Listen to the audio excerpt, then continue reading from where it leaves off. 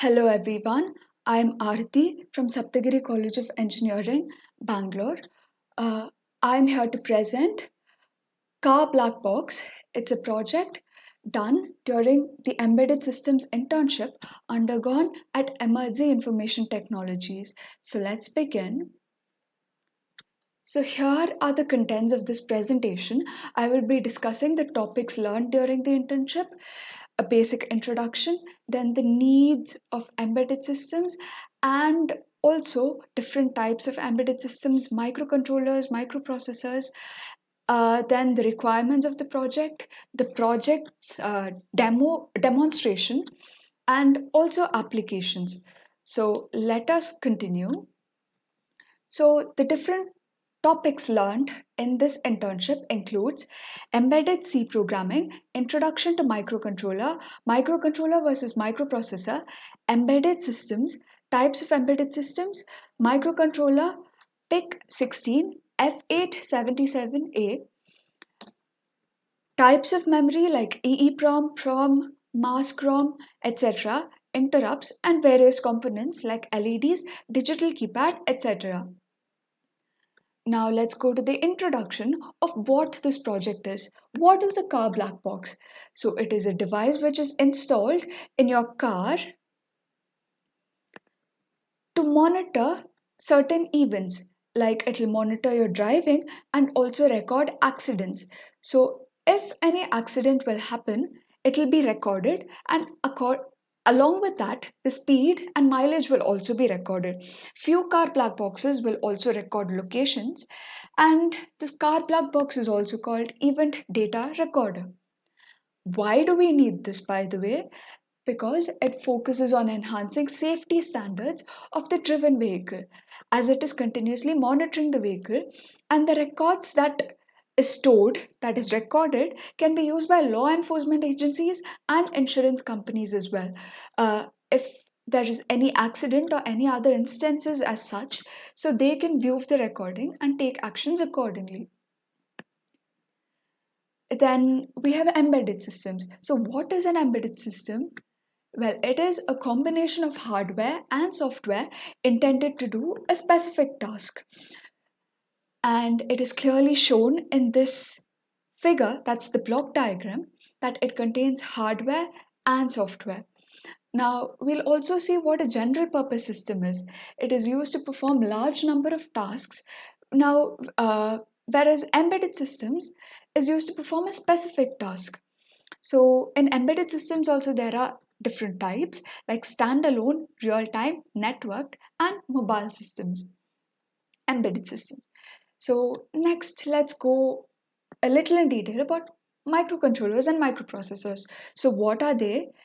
They're an integrated circuit which is capable of being programmed to perform specific tasks. It has design restrictions such as memory, input capabilities, etc. Now, we choose the microcontrollers or processors required based on the application, the performance, price, and various other parameters according to our requirements. But are these two the same? No, they're not. So let's see how microcontrollers and microprocessors are different.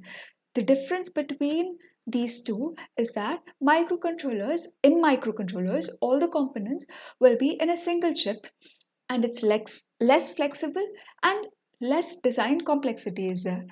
But in microprocessors, all the components are assembled separately, therefore, it's more flexible and more design complexity is there. Now, it is clearly shown in these two figures, that is, the block diagrams, the difference between microprocessor and controller. So, next, let's see based on what parameters do we choose the embedded systems. So, and why are we choosing it? It's because of the low power consumption, the cost efficiency factor, it's efficient in processing power, reliability, and its efficient use of memory. So, this is what prompts us to use embedded systems. Now, going to our project, there are different hardware and software requirements. Like hardware requirements include a display, that's LCD, 6 switches, potentiometer, EEPROM memory, microcontrollers, and RTC. Software we need MPLAB X IDE, MPLAB XC8, PixMLab, and PIC16 F877A microcontroller, and also LCD. Now, apart from this, there are several other requirements also. So let's see what those are. One is default screen. When the system is in operation mode, it would act like a dashboard, so which would show the current time, speed of the vehicle, and the latest occurred events. So next what we need is the login screen. Now on pressing up or down keys, the system should prompt the user for a password. Now the password should be a combination of 4 presses and each press should be denoted by asterisk symbol. Now every wrong entry would reprompt for a password again, but this will happen only 3 times. There's a maximum limit of 3 times for every 15 minutes. Now incomplete key presses would take you back to the default screen. Now about the main menu should contain 2 options, that is view vlog and clear log. Now up and down keys are used to navigate. Long press of up key should enter the selected menu. Similarly, long press of down key should enter log out. Idle screen for more than 5 seconds should log out. So now the next thing is view vlog. So in view log, it should display all the events captured with log index starting from 0, like event number, event signature, event time, speed at the event. The up and down key will be used to scroll the entries, and there's rollover on reaching the maximum log entries. The system should be live even when we are viewing the log. The long press of up key should take you back to the main memory. Now, the last one would be event capture. Required events have to be captured and stored in the memory. Every event should have a format as event signature, event time, speed at the event, and the event should be captured real time, no matter which mode you are in. So now, since we've seen all these requirements, let us go to the project demonstration. For the project demonstration, we will have to go to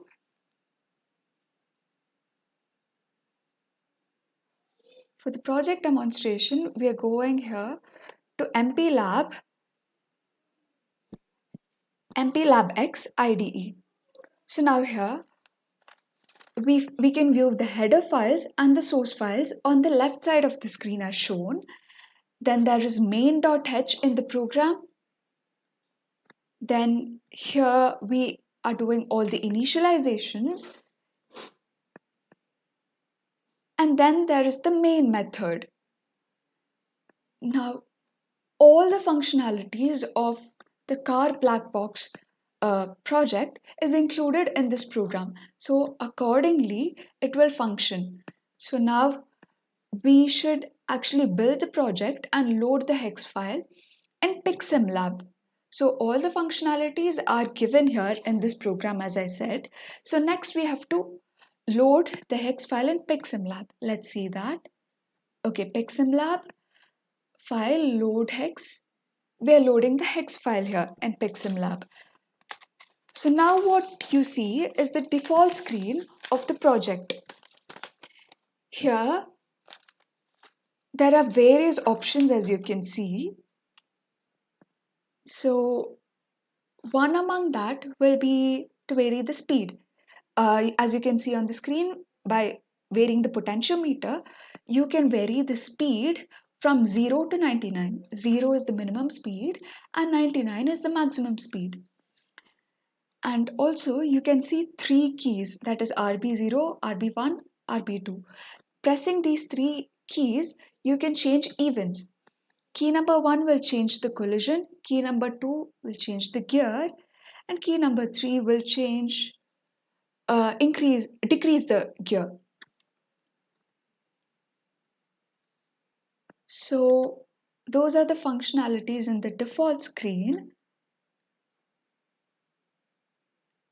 Next, we will go to the login. Yeah, this is the login part. Here, we will be prompted to enter the password.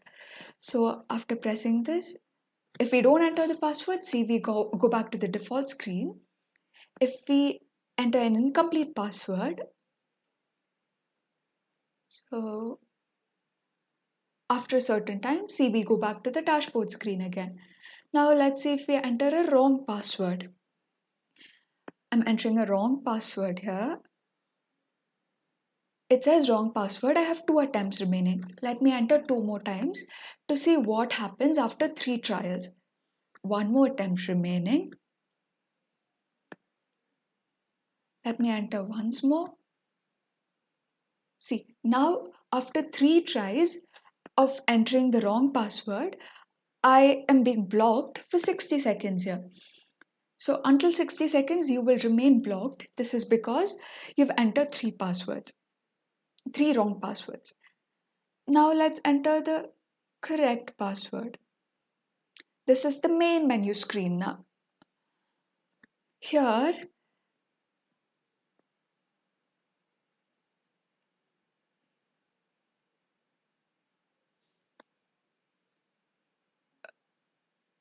we'll go back to the main menu screen.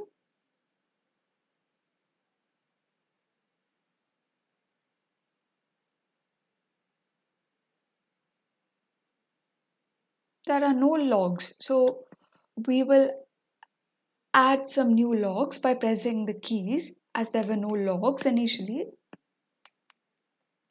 I'm adding some logs here for us to view in the main menu screen.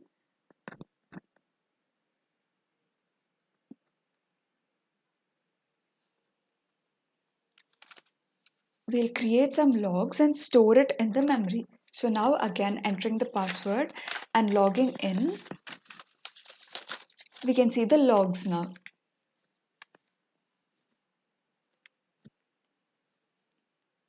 Enter the password, and when we select the logs, there are logs. Now, as we already have the logs, now let's see how the clear logs function works. So these are the logs here.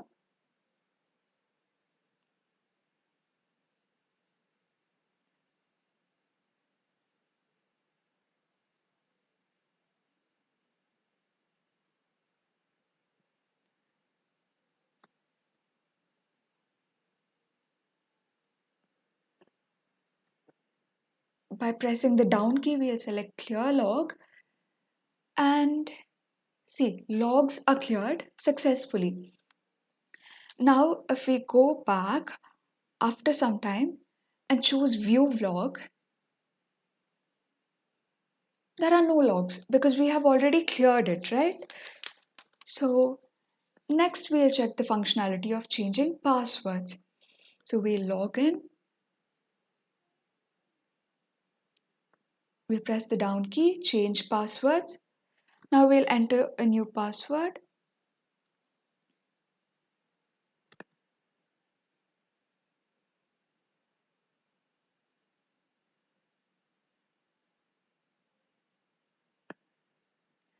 Re-enter the new password.